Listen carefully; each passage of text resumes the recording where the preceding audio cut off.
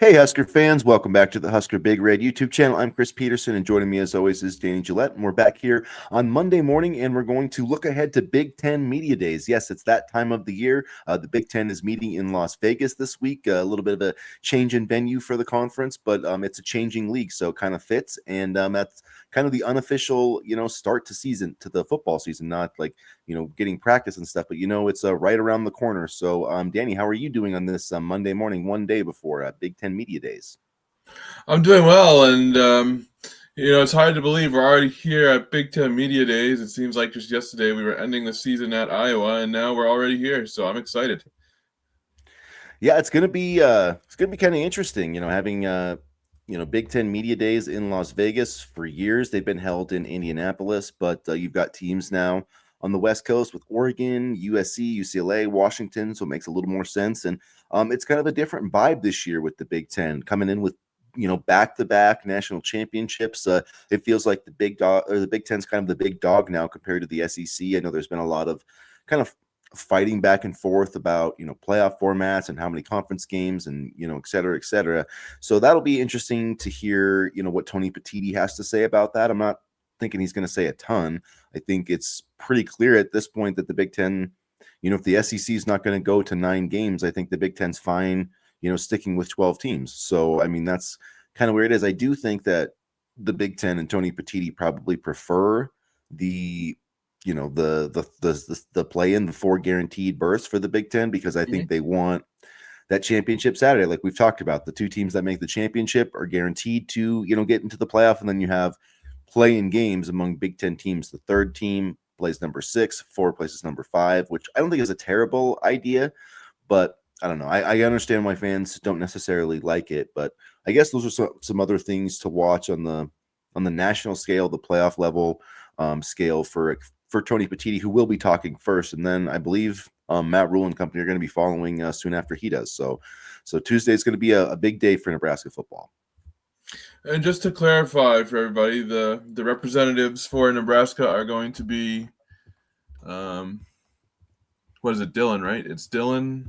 Dylan Raiola, Henry Leftoski, and I'm blanking on the third guy now. It was somebody on defense. Maybe Van Poppel. No, I don't think it's Riley Van Poppel. I just honestly don't remember.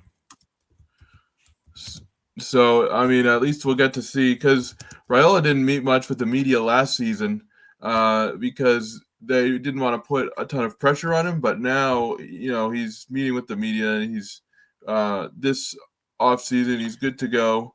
Deshaun It's Deshaun Singleton is the Singleton, other. Yeah. and so yeah, so it's going to be interesting to see what they all have to say. And quite honestly, historically, the speakers at the Big Ten Media Days often become captains. So we'll see what happens with that. Yeah, and it's interesting with Deshaun Singleton, and he kind of made that decision to come back to college. So that was a kind of an interesting move for Nebraska. And yeah, I mean he's one of the senior leaders, Leftoski, another guy from the offensive line. And you look at this offensive line, I think that's one of the, I would say, position battles on that right side. It does seem like Latasi is going to play guard.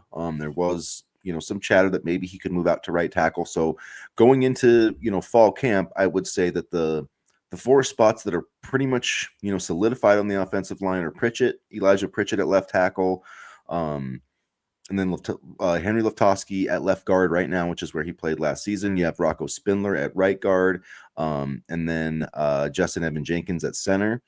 So that's basically, I think those 4 spots are solidified. I think the only way any of that changes is if the right tackle competition is really bad. It's not really not going well. Maybe they move Latoski out there.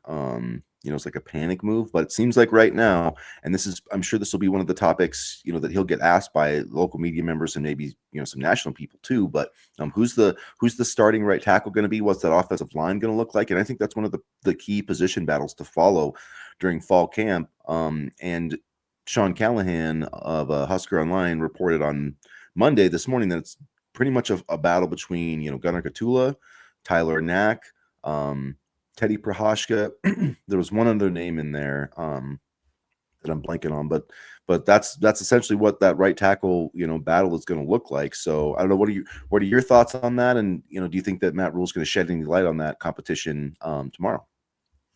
I don't think he'll shed any light on the competition tomorrow. I mean, as you know, these Big Ten media days are often more for the sound bites than any in-depth information, which is fine because this conference is full of personalities and coaches that love the spotlight. But out of those names you mentioned, I would put Gatula at that spot, and he was a little raw last season, but he showed promise, and I think you continue to develop him by putting him there.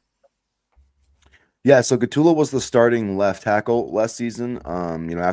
After some injuries kind of forced him into that spot. I thought he did a fine job. Yeah, So I mean, if you consider him, as well, you've got I mean, he started at tackle last season. Leptoski was a starter. Evans was a starter. So all three of those guys are coming back, and then you add Elijah Pritchett and Rocco Spindler, two guys who started double-digit games for top 15 teams last year. I mean, Alabama was still a top 15 team. Notre Dame obviously went to the national championship game. So I think Nebraska fans should feel pretty good about the offensive line. Turner Corcoran also mentioned, at that right tackle spot. I know a lot of fans get worried about, Corcoran or Teddy Prochazka, having to play, but I do think it's good to have that depth, though. I know there's a lot of teams that wish they had, guys like Teddy Prochazka and Turner Corcoran on the bench. I mean, I realize that there is some concern, like, have these guys play, but when they've been healthy, I think they've been pretty good. And this is a situation where Nebraska is not really relying on them. But if somebody goes down and, you have Turner Corcoran coming off the bench, a guy who started a lot of games and played pretty well at, I would say at guard. He struggled at left tackle, but right tackle, maybe he could, handle it with a little more help on that side. So I do think Nebraska has a little bit more depth, and I think that is a luxury that they haven't really had, these past few seasons. and this is the first time in quite a while that I feel pretty confident in the offensive line heading into the season. And, as you mentioned, it's about depth and it's about building. And I think Nebraska's gotten to a point where they can, look at this depth and put, players out in certain spots and not have to worry too much or, be concerned about the production there. Because I think we're finally at the point where Nebraska can get production from the line when they need it rather than waiting for the entire season to develop.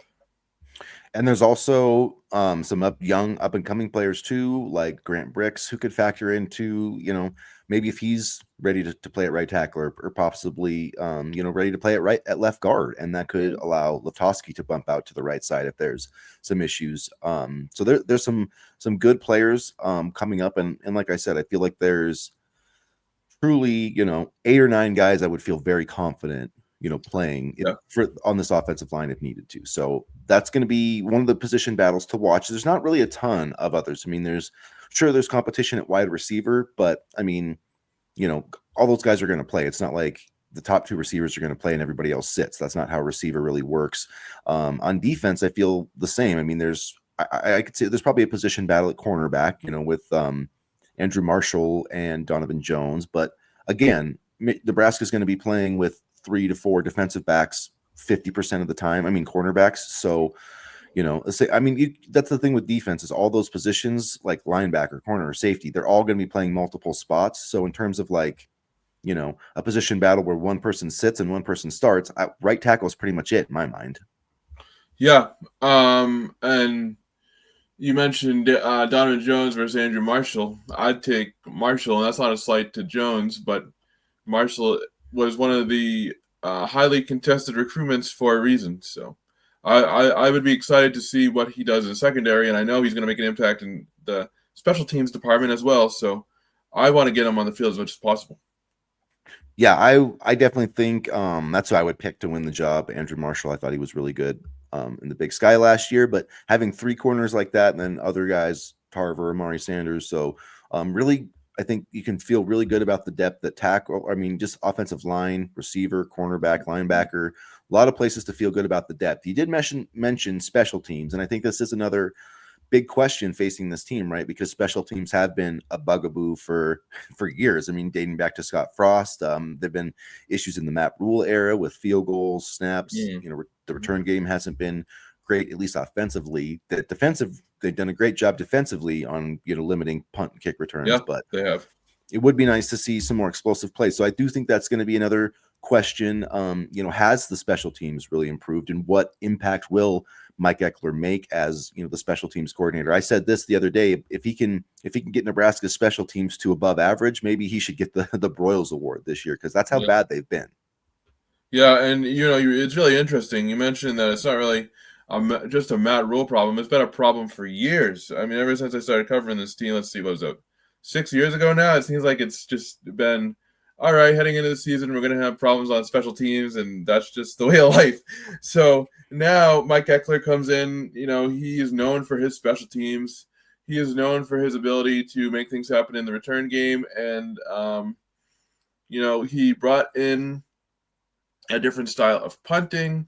Now Nebraska has a new punter. He brought in, that kind of,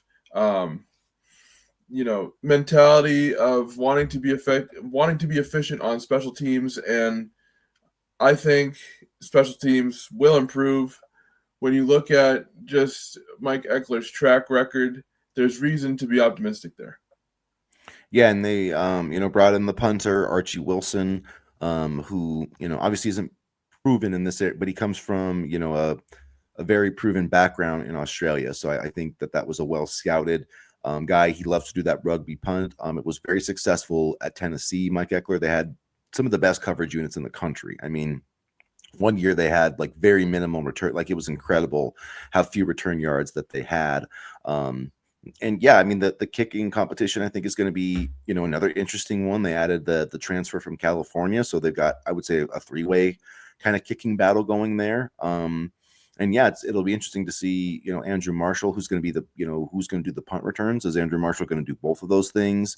I could see, like, I wouldn't mind seeing Ja'Cory Barney as a punt returner, and I feel like he could do it. But if Marshall's the guy, then that's fine too. But it's also, do you want your starting cornerback doing all your returns? I mean, that's a little bit risky too. So that's why a lot of times teams try to have a reserve player doing those kickoff returns. So I don't know, that there's a few questions there, but I do believe that regardless of how all the pieces fit together, Nebraska is going to be miles ahead of where it was on special teams a year ago. And that's gonna, I mean, if they had Mike Eckler last year, they probably win 2 more games. I mean, so I think that's going to be, I think we'll see that the results of that this season.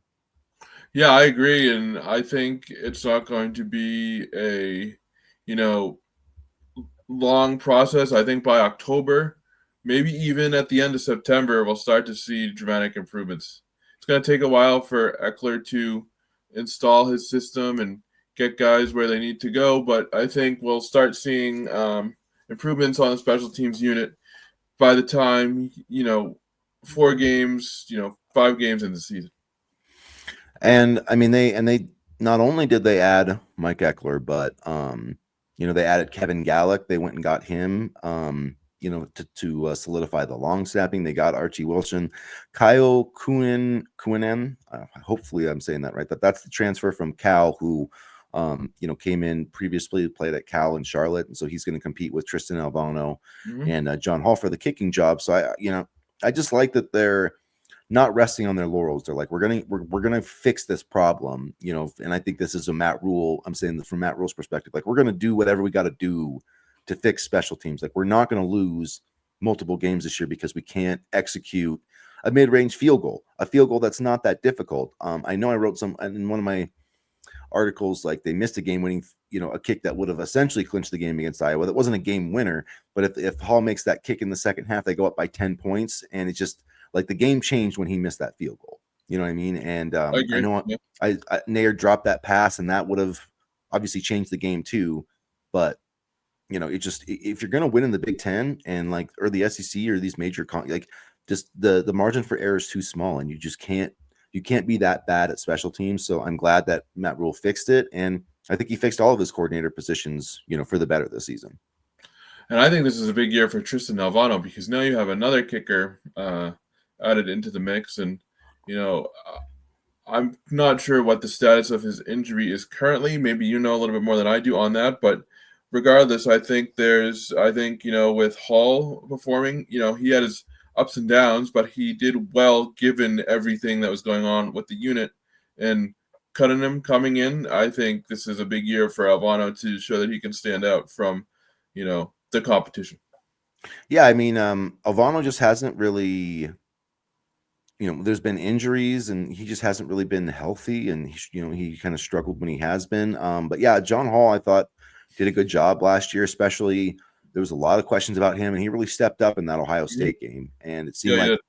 after that, I think the only one maybe he missed one other, but I think the only one he missed was that Iowa one where there was a bad snap. So um, at least they have some good options there, and He I was could, most of our offense in the Ohio State game, to be honest yeah, with you. yeah. I definitely could see a situation where maybe Albano's like a kickoff specialist. I don't know. There could be a few different um options there, but it feels like he could be on his way out. We're one of these guys. I mean, because they're all fairly. I mean, Kuninen's only a sophomore too, and I think that's what Alvano will be this year. A redshirt sophomore. I have to double Yep. check, but Yeah, red shirt, yeah.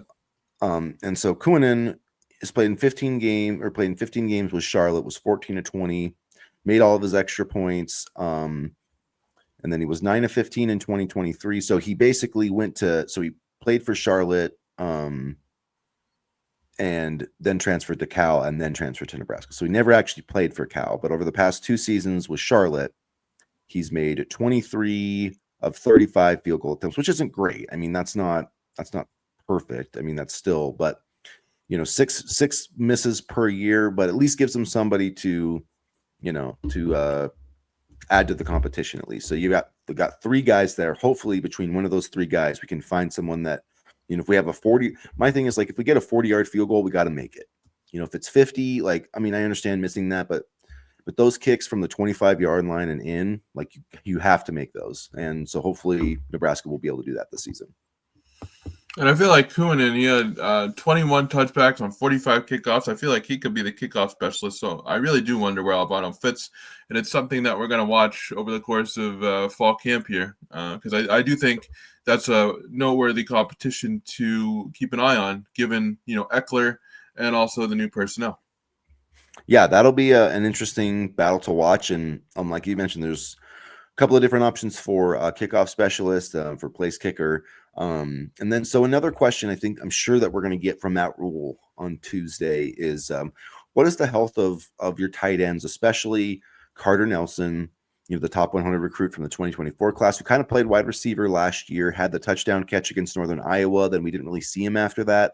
He Mm-hmm. had 2 surgeries this offseason on his hip. Tim Verges kind of speculated he doesn't know if Carter Nelson's going to be able to play or not. Again, that's pure speculation, but I certainly believe that'll be one of the questions asked on Tuesday. Is Carter Nelson going to be available this season? And the same goes for Mac Markaway, the LSU transfer who was recovering from an injury last season. Because if you have Carter Nelson and Mac Markaway, in that room with Heinrich Harburg and Luke Lindenmeyer, then I mean it adds some more weapons and certainly gives you more depth at those positions going into the season. Yeah, and I saw a video actually. I don't know if you saw this yesterday of Carter Nelson running, I did and see that, yeah. he did look like he added a little bit of weight, which I think is kind of interesting because it looked like he could still run really well. So, and like you said, he's had 2 surgeries, so we're kind of wondering how he's going to bounce back from those. But from that video and the way he ran, it looked like he was moving okay. Yeah, and he definitely, he looks like he's from his interviews he was doing too, looks like he's bulked up a little bit. And I mean, they'll need him to if he's going to be a tight end as opposed to a wide receiver. I mean, receiver you can be, 210, 220, but a tight end you want like 230, 240, if you're going to be blocking dudes in line and stuff. So yeah, I'm excited to see what Carter Nelson can do and if he can be, kind of an X factor this season. But at the same time, I don't know that he's, drastically needed. I think Lindenmeyer is going to be more than adequate in terms of blocking. And I do think that Harburg is going to be a good blocker for one thing. And I do think that he can make some things happen as a receiver. So if Carter Nelson's not 100%, I don't see any reason why Nebraska needs to try to rush him back. Just get him healthy and, he'll make his impact in due time. I'm not worried about Carter Nelson's development at this point in his Nebraska career. And with this type of offense, I would be a little bit more I would focus more on the wide receiver position than the tight ends. Not that they're not going to be used, but I feel like this will be more of a wide receiver focused offense. Excuse me. But on a note of adding weight and looking good, you and I talked off air. We saw Ja'Cory Barney in an interview yesterday, and he definitely added some muscle. So that's going to be really interesting to see too.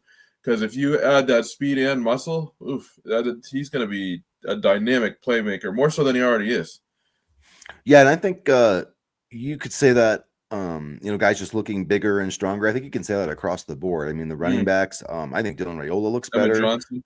Yeah, Yeah. Emmett Johnson looks really good. So I mean, I think that Nebraska fans need to give some appreciation to Corey Campbell, who did get interest from NFL teams this offseason. And if you're, I know that fans are like, oh, freaking out about the recruiting rankings and things like that. Well, there's one thing that Nebraska I think has going for it is, and we haven't quite seen it because it's going to take time, but that development aspect of it with the strength and conditioning coach and all that, I think that that's going to help Nebraska take these guys who are maybe a little bit lower ranked recruits and get high level production out of them. So I know it's going to take some patience and it's going to take some time, but I do feel like Nebraska is taking the steps to build that kind of premier development program that they need to be if they're going to have a chance to reach their ultimate goals.